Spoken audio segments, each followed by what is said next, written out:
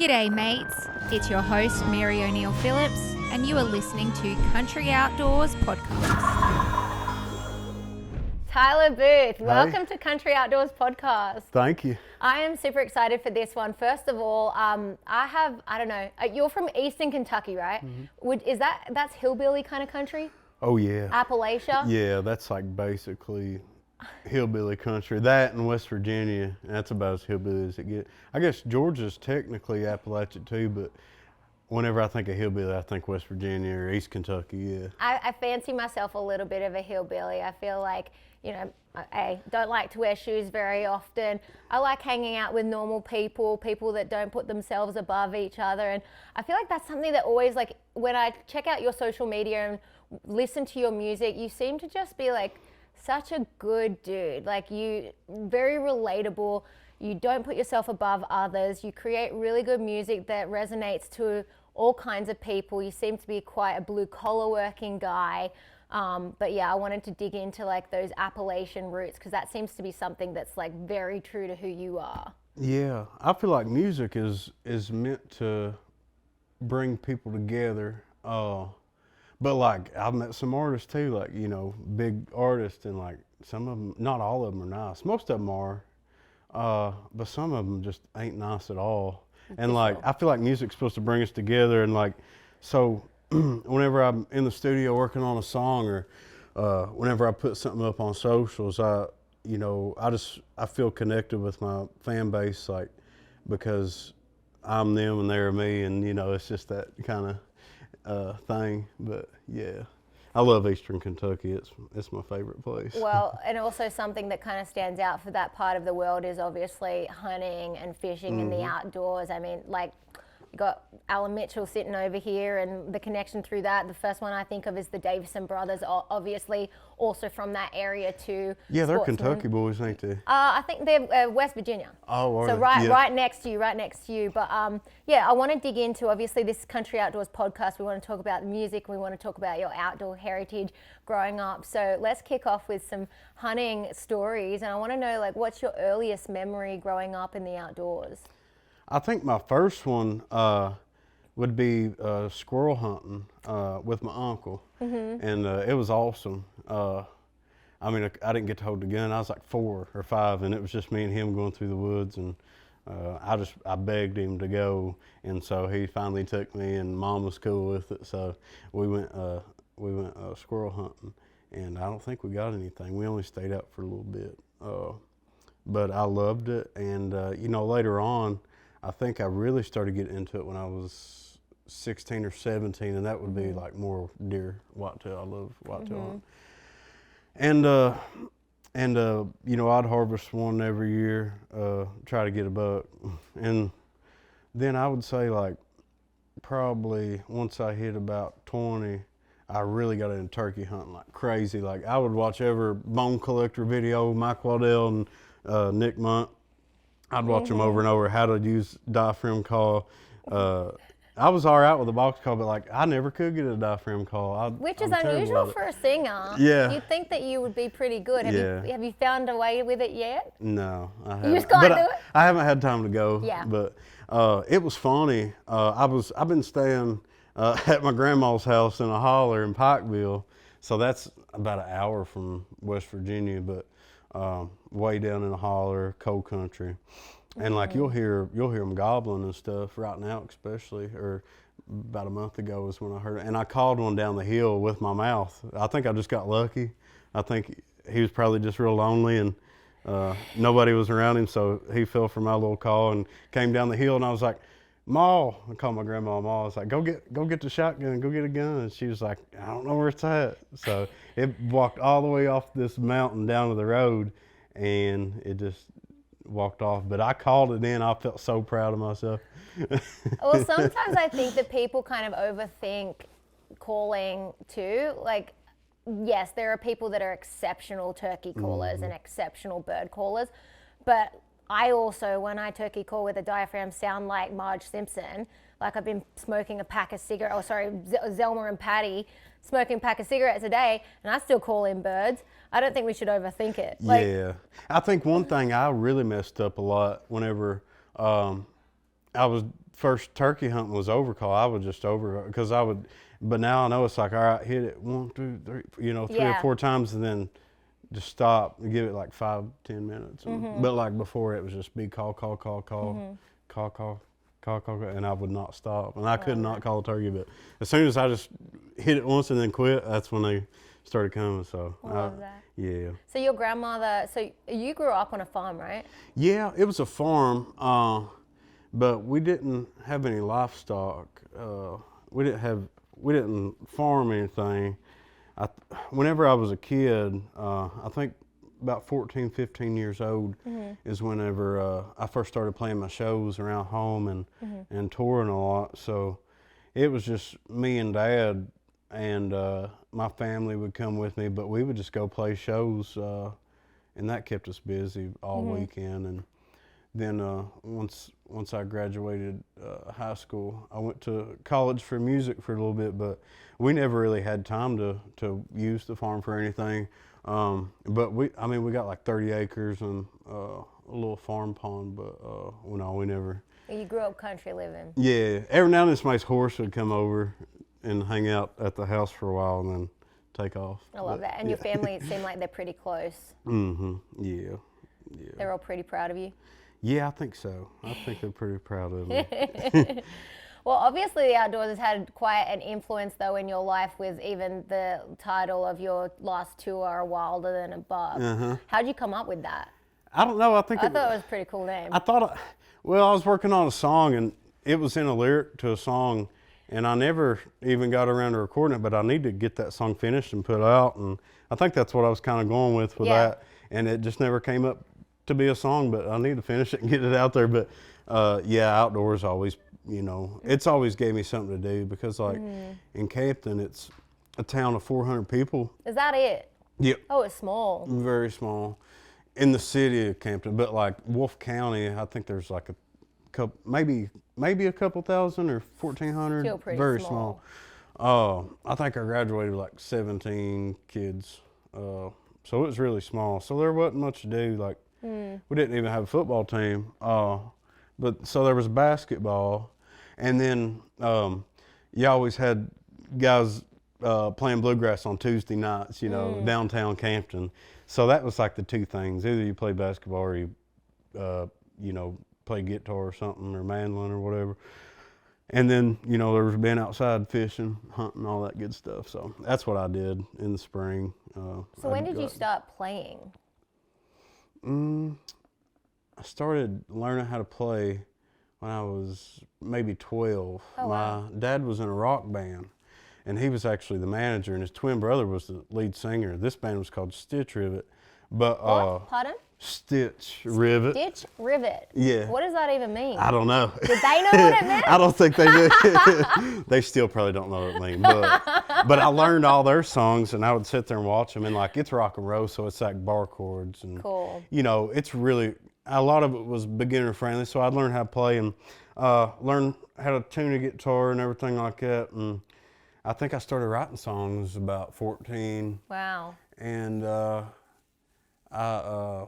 I got up for an open mic night in Prestonsburg, Kentucky at the Mountain Arts Center. I was supposed to back up a girl that was going to sing. I was going to play guitar for her while she sang. And it was one of them deals where everybody's like sitting on the stage, seated, and they're like, all right, you're up. And then they get up and do one, and then it's like, all right, now it's your turn. And so this girl left, and it's just me sitting there with a guitar, and they're like, all right, you're up. And everybody stops and looks at me. And I'm like, well, I better come up with something, So I get up there, and I'm like, the only thing I really know to do is Johnny Cash. I did Folsom Prison. Can't go wrong. And I was, like I said, 14, 15. Wow. And I don't know. I feel like it suited my voice then, which it probably shouldn't. It shouldn't have, but it did. And I got a great reaction from the crowd. And I fell in love with performing, and I've been chasing it ever since. And then after that, I started playing shows around home. I'd drive an hour to a couple hours out from Campton and go play different places. And then I ended up landing a publishing deal and a record deal, my first record deal. I saw that Phil Billy had like quite a bit to do with bringing you down here, right? How did that relationship come? It was really cool. So I ended up graduating high school. Thankfully, I don't know how I did that, but I graduated high school, and I didn't know what I was going to do. I thought I was just going to find a job somewhere and just have a regular old job. And Because where you grew up, I'm assuming like not that many people go and pursue big dreams like that, right? yeah, not very many. And there was a college about an hour away, and my dad and my mom and everybody was like, "You need to go to college." And I'm like, "Well, all right." They talked me into it. And there was a music program called Kentucky Center for Traditional Music, and it was an hour from my house. I ran out of excuses at that point. I'm like, I love bluegrass, I love old country, and all this stuff. Like, this place sounds like me. So I was like, all right, let's do it. I'll try it. So I went for a year and a half, and I'd wrote some songs, and I played one really big show with Frankie Ballard. I opened for him in Lexington, Kentucky. It was my first big show, and they had all the recording of it on video, and I did a original song, and my professor got a hold of it. I guess somebody had sent it to him, a classmate or somebody, and he was like, "I need to send this around to some people." He's like, "Do you care if I send it to a producer in Nashville, a songwriter I know?" I was like, "I don't care at all." It's like, and he knew I was flunking out at that point too. Like, my grades were not good, and I didn't know what I was going to do after I dropped out of college. So I was like, yeah, why not? It's not going to hurt nothing. And I ended up getting a call a week later, and it's Phil O'Donnell. And if y'all don't know Phil, he's a blessing of a guy, and monster guitar player, monster singer, monster songwriter, just incredible. And but I got with him, and I wrote some really good songs with him and Shane Miner and Jim Moose Brown. Those guys are awesome. And I wrote my first EP, and we put it out and decided we wanted to make an EP, and I made those 5 songs, I think, and Hank Crankin' People was on there, and that's the one that really I felt like was the catalyst, because we made the whole music video for it, and everybody around home loved it, and I think that's really what got my foot in the door, and that's got the label to look at me, and I still don't know how I got on the Brooks and Dunn project. That was crazy. Like, I love Brooks and Dunn. I'm guessing they probably heard that song or one of the songs that was off that EP. Yeah. But yeah, that's really what got it all started for me. How did that conversation go, first when you first hear from Phil, and then like what's going through your head, and then you're going to go home and you're going to say, Mom and Dad, I'm actually going to move to Nashville now? Yeah. Well, I probably made 4 or 5 trips down, and it's only 4 hours away. I made that trip today. I love it. It's a pretty drive. But I made that trip probably 5 or 6 times, and I got to know the guys at Warner Chapel, and they've been really good to me. So I got a little pub deal over there, been writing and getting songs cut here and there, so that's been good. Mailbox money, that's what they call it. So that's good. But yeah. And ever since then, I've just tried to keep my head down. What did your dad say when you said to him, okay, I'm going to Nashville, like this is what's up? He was very supportive.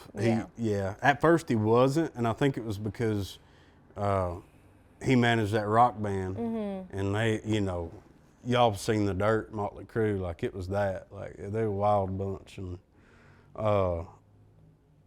but I think he kind of tried to steer me away from it there for a minute, but I think he realized I had some kind of a talent or a knack for it. And, soon after that, he really got behind it, and he's been very supportive. He's awesome. Do you have any like strong belief systems? Ooh, yeah. Because I always think, you can kind of tell when people are guided or walking blind, and you seem to have a pretty good head on your shoulders. You seem to be pretty level-headed. I feel like I'm right in the middle. I feel blind most of the time, but I do. It's like I kind of stumble through stuff, and every now and then I'll accidentally like come up on something really cool. But I do feel like I don't know. Like, I think recently my faith's gotten really, really good, and I feel like the more stuff you have to go through, it kind of refines it. And I heard somebody tell me one time, it's almost like if you go to put a sword in a forge and you're banging the crap out of it and it's hot and you're just beating the brakes off of it, like, just imagine being that sword and it's painful, you're getting smashed and you're getting scorched, but once you get out of the flame or whatever, and once you've been, whatever you call it, blacksmith or whatever, you come out sharper and you come out stronger. And I think where I'm at right now in my career, it's like, could I be doing worse? Yeah, I could be doing a lot worse. Could I be doing better? Yeah, I could be on radio right now. But I think where I'm at is exactly where I'm supposed to be. I really believe that. Yeah. And there's always a season for everything, you know, and God needs us to go through certain seasons in order for us to get to the next and appreciate it. And I was talking to somebody about this today, but there was so many things that I wanted to happen for myself career-wise when I first moved to Nashville 10 years ago. And I was like, why is it not happening? You know, because before I moved here, I had 10 years of entertainment experience in Australia. And so I was like, why is it not happening now? And it's starting to happen now. It took 10 years. It's starting to happen now. But now I reflect and I'm like, that girl wasn't ready. That girl, like, she might have thought she had the tools, but she didn't have the wisdom. Yeah. She didn't have the ability to listen. She didn't have grit. And I think God really like works on us in interesting ways. Yeah.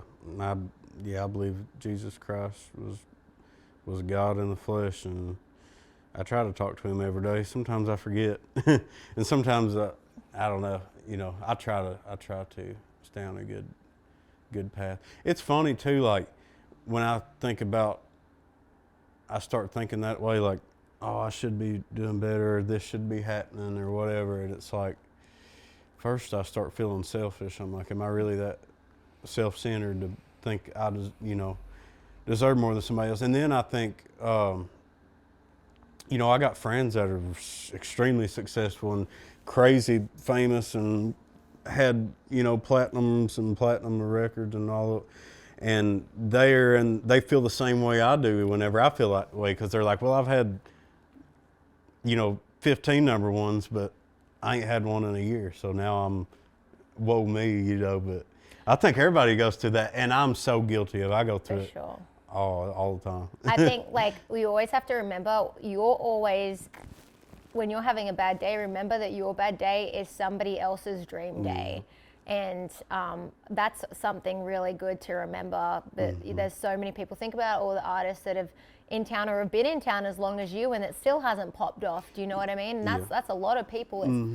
There's luck, but then it's relationships and it's all these things. Now we got social media, but that comparison thing is like, it's a real thing. And I think I don't know how people get through life, let alone working in entertainment, without having a relationship with Jesus, because you're just guided by ego. And if you're just guided by ego, there's nothing truly fulfilling in it. And when you feel that, like, maybe for you it's writing a song and you're like, I know that that's pleasing to Jesus. I know that's pleasing to people listening to it. That is just the best thing in the world. It is. It's crazy. It's wild to think about it, like putting a wide lens on it and looking around. It's crazy. Welcome to the Velvet Vault. This third-floor luxury suite is located right in the heart of historic downtown Nashville. The Velvet Vault is professionally designed, decorated, and appointed with modern amenities, including an elevator, with spacious accommodations for up to 12 guests, including 4 en-suites and a bunk area perfect for couples, friends, or families traveling together. With a large living space and huge kitchen island and bar setting, karaoke stage, and a pool table. With beautiful views over the Cumberland River, Nissan Stadium, and surrounding areas. With only a short walk to Honky Tonks, Broadway, concerts at Nissan Stadium, Bridgestone Arena, Ascend Amphitheatre, restaurants, farmers markets, shops, and more. For more information on how to book the gorgeous Velvet Vault, simply check out the QR code or head to their Instagram, velvetvault.nashville. Country Outdoors podcast is proudly presented by Nomad Outdoor. Guys, we've worked with Nomad Outdoor since the beginning of Country Outdoors, and there's a reason for that. They have the absolute best hunting apparel in the hunting industry. We have worn their clothing spring, we've worn their clothing in the fall, we've worn their clothing in the summer, we've worn their clothing on the ice, we've worn it everywhere. We absolutely love it. Guys, they're a Southeastern brand. They represent us, they represent sportsmen and women. Whether it's in the field or by the campfire, Nomad Outdoor has something for every occasion. So you'll come on, go check them out. Zach, myself, and the Country Outdoors family are proud to have Hawk Optics as a sponsor. When it comes to clarity, precision, and overall quality of the product, we have found Hawk Optics to be top of the line and field tested their products year round and had great success. You can check out this example here on the screen of my recent Colorado elk hunt where I harvest this monster bull elk using the Frontier 30 SF hooked up onto my fix from Q. What is it that you want to be remembered for, do you think, in your career? I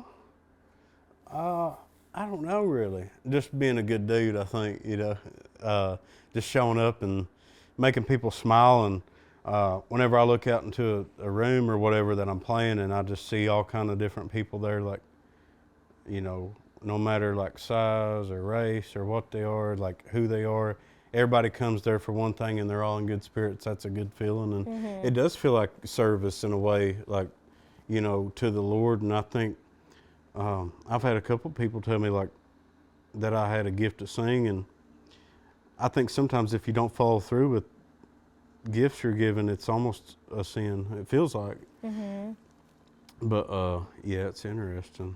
Yeah. And I saw that you recently got engaged. I did. Congratulations. Thank you. Yeah. That's a big step. I know. I was nervous. I had about 6 drinks in me and I was still nervous. Can you tell us about the proposal? All I saw was the photo on Instagram, so I know you're on an island. Yeah, we were on a little island there, and it was just me and my steel guitar player. We went to play, it was a concert for the kids, or it was one of them deals where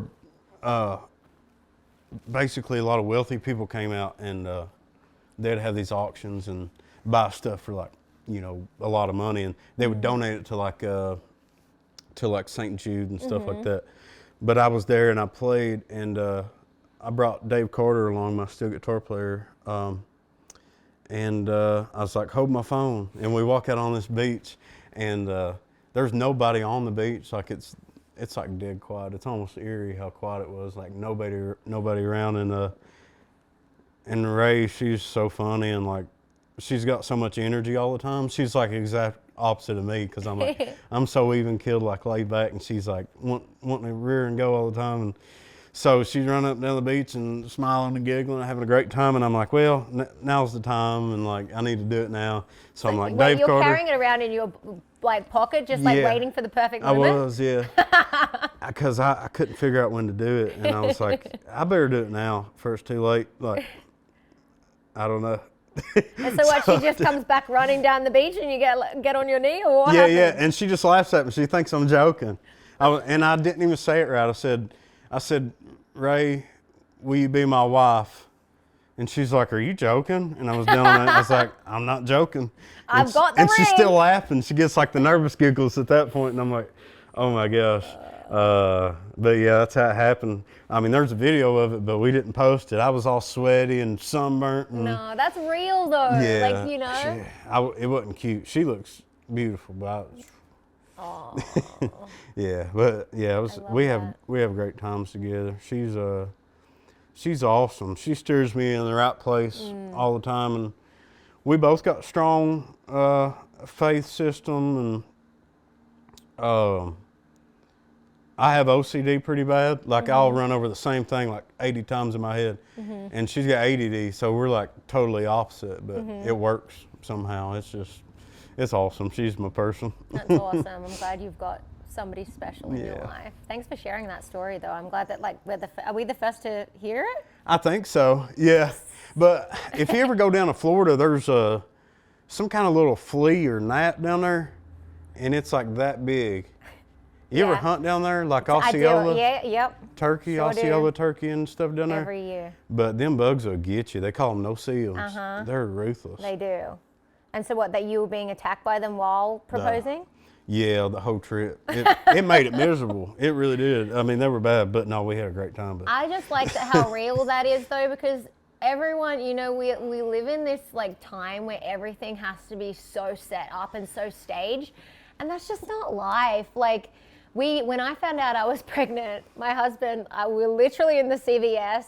It was fall, so we were in Kansas. We were whitetail hunting. We were 2 days into this hunt, and I just knew something was up. Went into CVS, did the test in the toilet, and I walked out, and literally in the hall of CVS said to him, he looked at me and he said, "You're pregnant." I went, "Yep." And he's like, "Aren't you meant to like make me a cake or something and surprise me?" And I was like, "This is real life. I don't know. Yeah, you can't. Who has time for that?" Yeah, that's awesome though.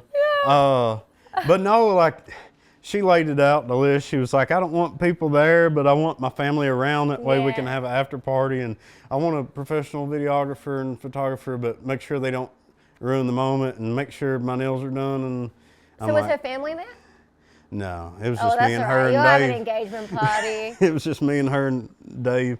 But I was just thinking, yeah, let's just do this the right way. You met halfway. And I think now she sees it. She's like, all right, you did it the right way. That's about as good as it gets. You got a beach to yourself, just the two of you. She loves the beach too. And we'll be able to go back there sometime with bug spray and be comfortable. Yeah, there you go. Bring the kids.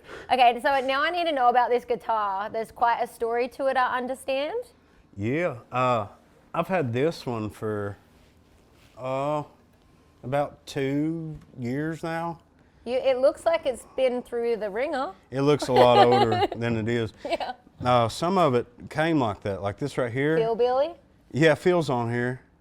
Yep, Philbilly, John 3:16. I got Ray to sign it right there where it wouldn't rub off. She put a little R and a heart there. I love that. I think Jake Owen was the first one to sign it. So is this going to go to your pool room or your man cave, or are you playing it? Oh, I play it out all the time. Oh, this is your guitar. Yeah, but like some of it's real, like some of it's printed, but like that part right there's from flat pick and stuff. And Martin guitar, it really don't get any better. Like where I'm from, Martin's the standard guitar. Like for bluegrassers and stuff, which I'm not a great bluegrass picker, but I dabble. I don't know about that. I've seen. Really? I've seen. Yeah, you're Thank pretty you. good. I work on it, but I've had Mark Will sign it. Jake Owen, there he is, first person to sign it. My buddy Aaron Rattier signed it. He's a great songwriter. Awesome. Philbilly, and this is Matt Jones and the guys from KSR back home. Jamie Johnson, he signed it upside down. That's pretty cool. That's just how he does it, I Yep. guess. And there's Jeremy Popoff. That's awesome. Darius Rucker. I think Darius was the second one to sign it. And That's a flex. Brantley Gilbert and Colt Ford. I just ran into them last weekend. Had a couple drinks out there and hung out with Brantley and Colt. They came to Pikeville, Kentucky and played at the arena. And I texted Colt, I was like, y'all are playing 15 minutes from me. He's like, well, come out and hang with us. So I went. It was awesome. I love that. Are you doing anything for CMA? Yeah, I got a meet and greet Roper booth, which is, I imagine will be on Broadway, and that's on the 7th. And then we play a show that Saturday outside of the Ryman, the block party. That'll be fun, and we're excited. I got Airbnb booked for the whole week. So. And the missus is coming? Yeah, That's she's gonna be hanging out. So what will she be like, hanging out, or will she go around with some girlfriends, or? She helps me. I need to get her on a payroll. What's she doing? Managing social media or something? Well, she tells me when I need to do stuff and how to do it, and and like if my shirt don't match my pants or whatever. See, I must be colorblind because she sees stuff like that. She's like, you got to change your boots because they don't match your jacket and whatever. So she's like real tedious with stuff like that, and you know, she wakes me up in the morning and stuff like that. She's just great. She's like Alan's sidekick. So tell me about the EP as well. So downtown, I'm really excited about that one. Yeah. It's coming out on the 27th of June. Oh, perfect. We can have this then drop around then? Heck yeah. Great. That'd be cool. Talking White Trash is going to kick it off, and that's one I put out recently. I love the visuals behind that. Where was that filmed? Part of it was filmed, oh gosh. I thought it might be like family members or something like that. No, it was in Tennessee. It wasn't far from here. Like the real country parts it was on the outskirts of Nashville somewhere. I can't remember.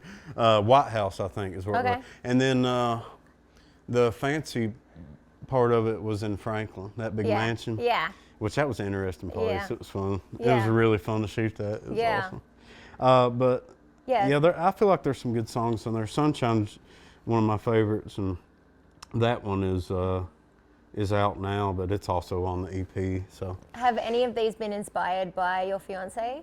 yeah, I wrote Sunshine probably like 2 months after we got together, me and Ray. And I just remember waking up. I didn't have a ride or nothing that day. I just kind of felt inspired, and I sat on the couch and I grabbed that guitar and I had it in a weird tuning, and I was playing that little melody, and I just looked outside and seen the sunshine, and then I seen her. Aww. And her name's Ray. That's and perfect. Her family calls her little ray of sunshine, which I didn't know at the time. So that's kind of cool, like how that worked out. So I bet they love it then. yeah, but yeah, that was cool. You're getting a little bashful while talking about her, so that's a good thing. She's gonna like seeing this come back. Just be flattered, yeah. Well, I've got a couple of questions in here. These are kind of random little questions for you to answer to get a couple of good stories out of you as well, some random ones.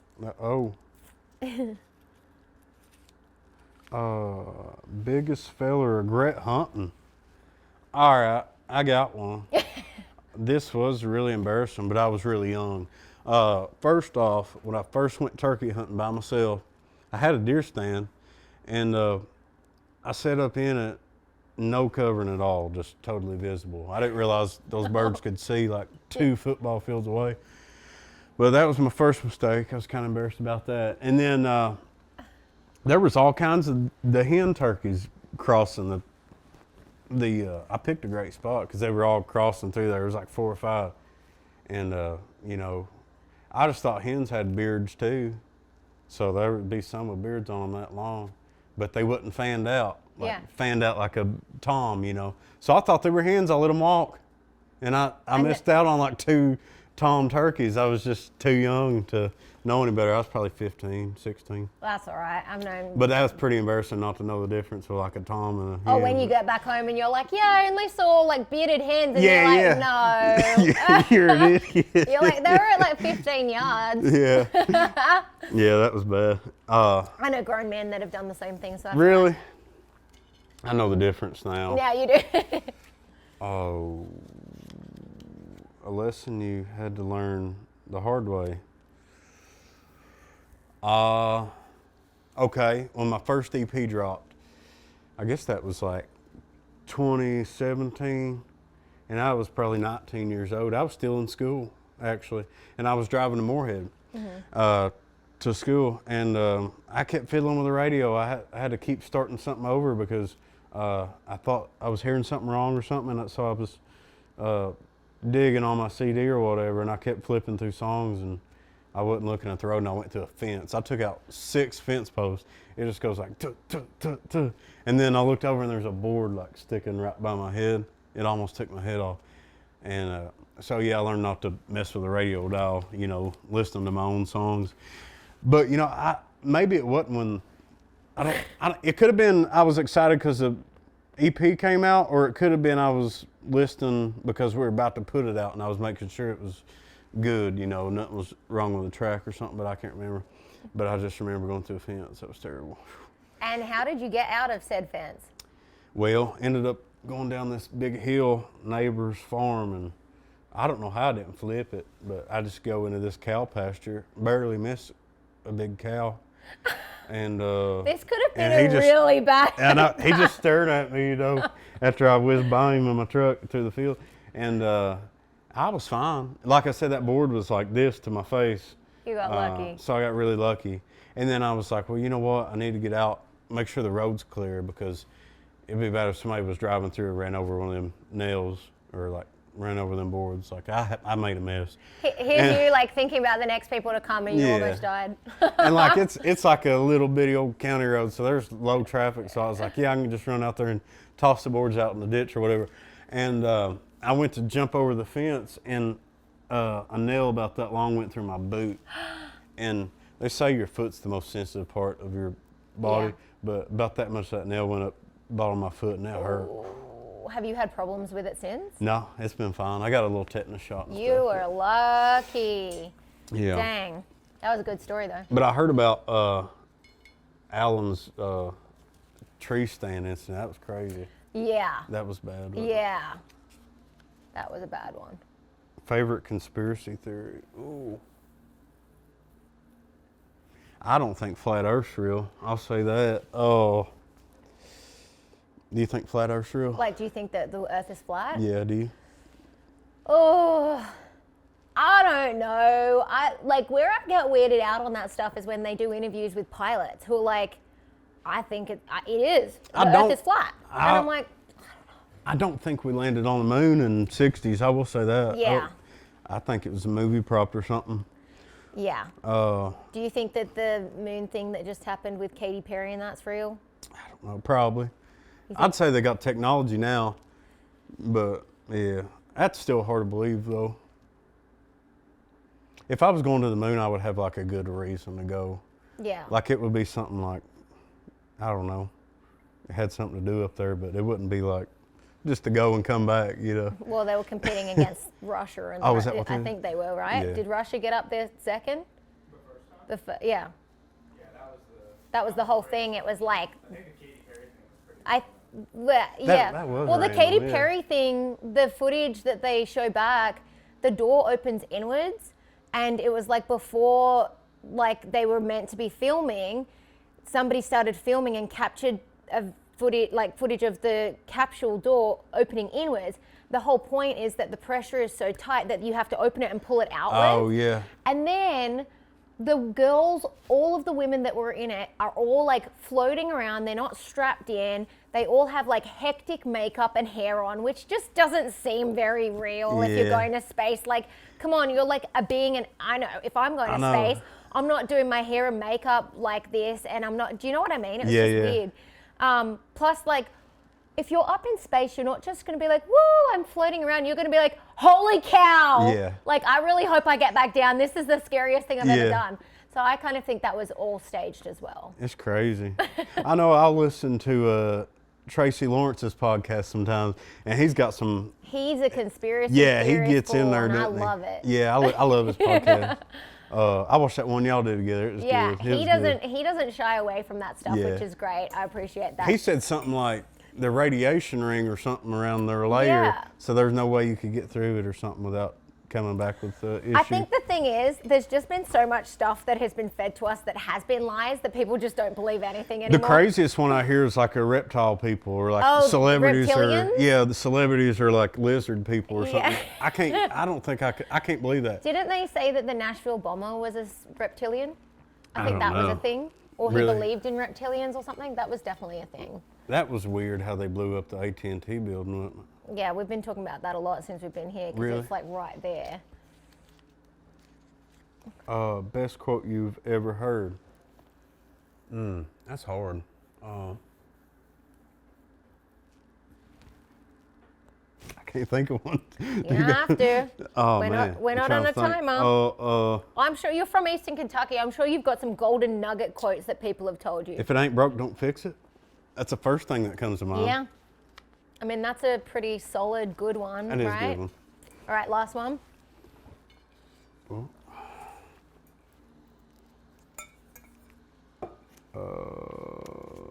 you folded that one good. Most memorable moment in the woods. And career. Oh, in the career in the woods. I would say the Opry being one of them in my career. Another one would be like becoming friends with people I've looked up to my whole life, like writing songs with Jamie Johnson and writing songs with Kid Rock and Brantley Gilbert and Coke Ford, people like that. That's never something I thought I'd be able to do. As far as like in the woods, whenever I was in Wisconsin, I caught, it wasn't a muskie, but it was a big old, not a muskie, but what are they called? Northern pike. Pike, yeah. That was probably one of my favorite, What outdoor was the story experience. with that? Where were you? I was at Jimmy John's.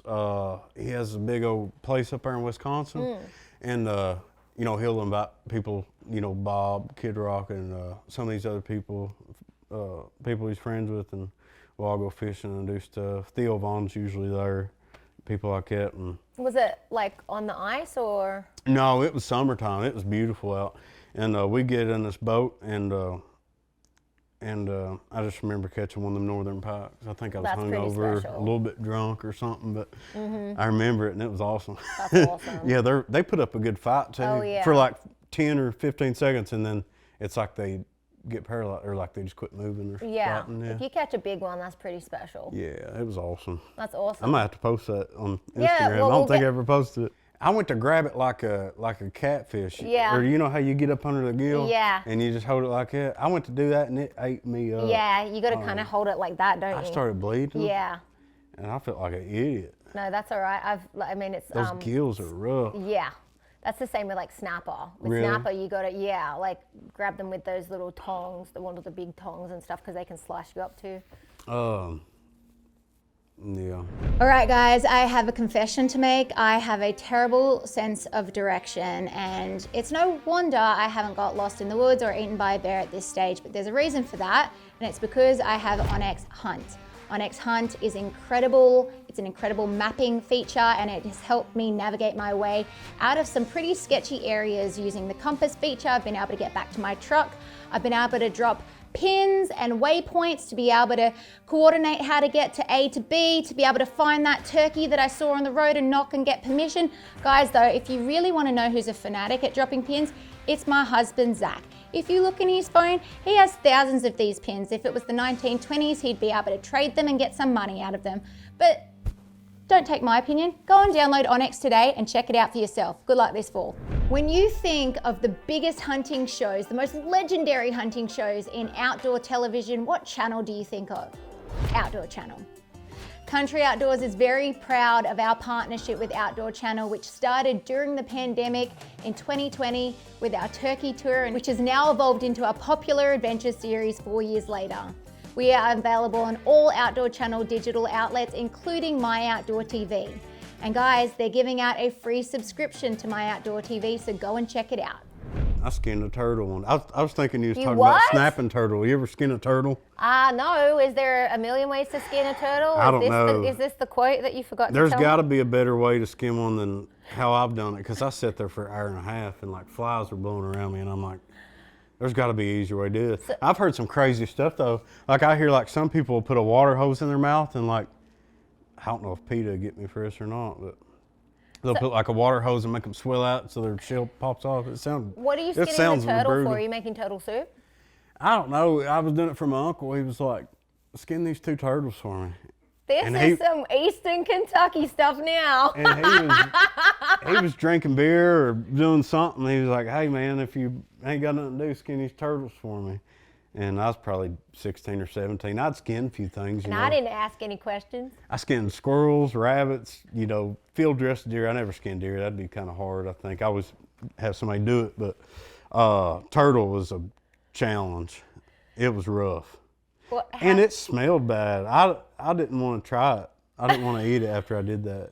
And like they move after they're dead, so you can like poke it with a knife. Like say, I mean, I would have it by the tail and you'd prod it with a knife and it would curl up even if it was dead. Like a snake. And their hearts beat like 2 days after they die. They oh beat my for like gosh. 24 hours at least, I think. That Something is like weird as. Is your uncle still around? No, he's a bad alcoholic. He died. That sounds brutal. That's I right, got dude. nervous giggles. It runs in the family. Alcoholics run in my family. They don't drive though, so. I was going to ask if you could find out why he asked you to skin that turtle, but I think he was going to scan or put it in the freezer, and I think he left the freezer door cracked on accident and it ruined, so we never tried it. So it was a waste of my time. It was like 2 hours of work and didn't even eat it, you know. Dang, there's a life lesson in there though. Yeah. Don't skin a turtle and don't eat it. Ty, we're gonna do a guess the score. This will be the. Okay. Hope I'm doing okay. You're This is my doing first great. podcast. I'm No, you're nervous. doing great. I feel like I'm sweaty. You're not. This is great. Oh, that's beautiful.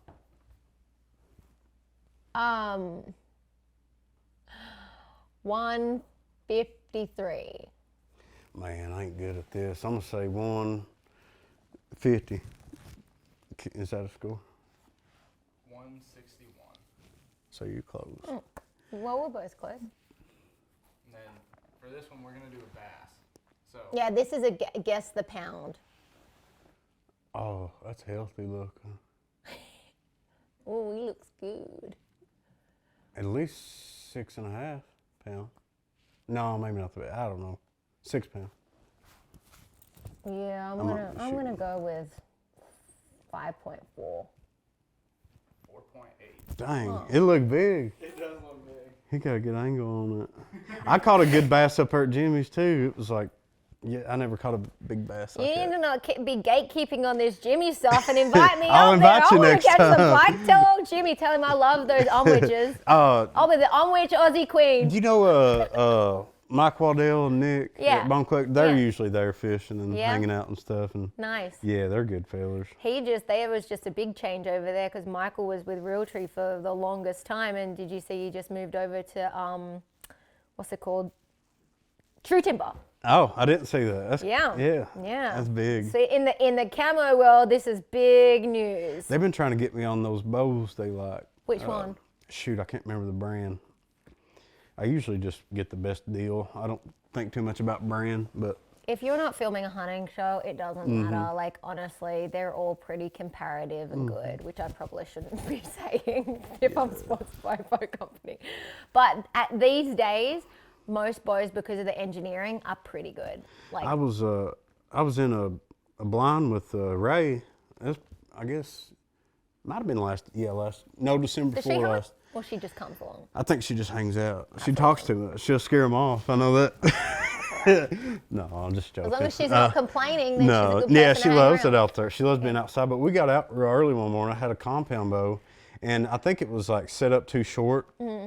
My arms are a little bit long, and I went to draw it back. I was kind of seeing if I could get a shot off in that blind, and my shoulder just like collapsed and popped out of place. Yeah. And it hurt.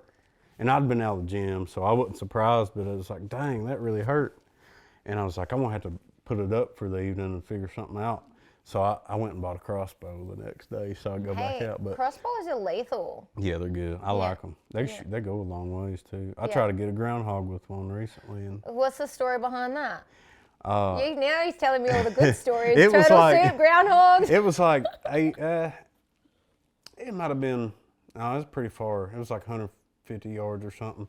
I was on the porch and it was over at the barn, and it had its head popped out. It was real big, and like they've been eating on the barn or whatever, and I'd always been told to kill them because they'll eat the post and then the barn will fall down and everything like that.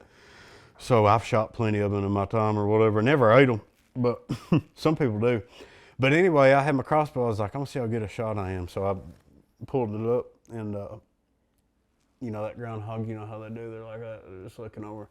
And I let a shot off, and it was quite a shot. I don't think it hurt it. Actually, I think it did hurt it because as soon as I shot, it kind of ducked down, and it hit like maybe a foot above it. I was way Oh, off. you got that far? Well, yeah, but it was way off. It hit the barn door, stuck to it. It went. That's yeah. still a pretty Yeah, far shot. I it don't think was, I've ever yeah. shot a crossbow that far. That's Yeah. pretty good. I try not to. I don't know. Whenever I hunt, like rifle hunt, I always try to get a good shot on For one. sure. Yeah. Yeah, So, but like groundhog, they're just pests. they're a pest to you. Yeah. When I think of groundhogs, I always think of A Groundhog Day, obviously, but then Caddyshack, Yeah. a legendary movie. Have you seen it? Bill Murray. Yes. Yeah, that's good. And Chevy Chase. Yep. That's a great movie. I That feel is like there's good. so many movies like that this like next gen are just missing out on. Just iconic good. movies. Yeah. Yeah, Bill Murray. Na na na na na na na na. And then I think about that movie, Zombieland, where he does that cameo. Yeah. Yeah. I guess that'd be for for more of my generation too. Yeah. Kids probably see that movie and they're like, well, who's Bill Murray? But yeah, Yeah. I've seen Caddyshack. I love it. Caddyshack's great. There's Caddyshack 1, Caddyshack 2, Caddyshack 3.